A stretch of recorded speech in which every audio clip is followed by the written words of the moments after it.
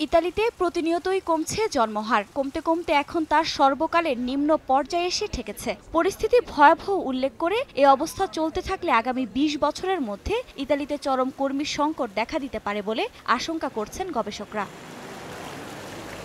পরিসংখ্যান ব্যুরো বলছে ১৫ থেকে ৪৯ বছর বয়সী নারীরা সন্তান নিতে আগ্রহী নন। এছাড়াও বহু নারীর প্রজনন ক্ষমতা দিন দিন কমে যাওয়ায় এমন পরিস্থিতির মুখোমুখি হতে হয়েছে বলেও মনে করেন অনেকে। তবে ইতালিতে জন্মহার কম হলেও দেশটিতে দিন দিন বাড়ছে বিদেশি নাগরিকদের সংখ্যা। চলতি বছর জানুয়ারি পর্যন্ত বিদেশি নাগরিকের সংখ্যা বেড়েছে প্রায় ২০,০০০। এ অবস্থায় প্রবাসীরাই জন্মহারের ভারসাম্য রক্ষা করছে জানিয়ে জন্মসূত্র বিদেশিদের নাগরিকত্ব দেওয়ার দাবি জানিয়েছেন দেশটিতে বসবাসরত বাংলাদেশিরা। কেনাকাটায় ১০০% পর্যন্ত ক্যাশব্যাক জিতে নিন BMW সহ হাজার হাজার পুরস্কার। গার্জিয়ান যদি এখানে বৈধভাবে বসবাস করার পারমিশন না থাকে, তারা সেই বাচ্চাকে মনে করেন নাগরিকত্ব দেয় না।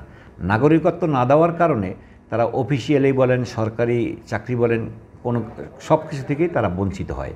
কাজেই সরকারকে আমি অনুরোধ করব অতি তাড়াতাড়ি যাদেরকে এই সুযোগ সুবিধাতে বঞ্চিত করা হইতেছে তাদেরকে এই সুযোগ সুবিধা দেওয়া হোক। আমরা যারা প্রবাসী আছি, যারা বিদেশিরা এখানে বসবাস করছি, আমাদের কারণেই জনসংখ্যার বৃদ্ধিটার ভারসাম্যটা রক্ষা পাচ্ছে। স্পন্সর ভিসার মাধ্যমে কৃষিখাত এবং ব্যক্তিগত প্রতিষ্ঠানে শ্রমিক সংকট নিরসনের চেষ্টা করলেও জন্মসূত্রে ইতালীয় নাগরিক হওয়ার আইন না থাকায় বিদেশি বংশোদ্ভূত ইতালীয় নাগরিকরা সরকারি চাকরির ক্ষেত্রে সুযোগ পাচ্ছেন তুলনামূলক কম।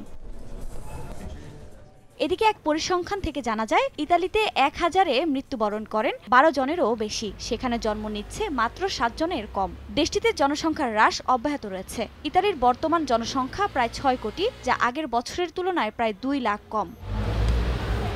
সময় সংবাদ, ইতালি।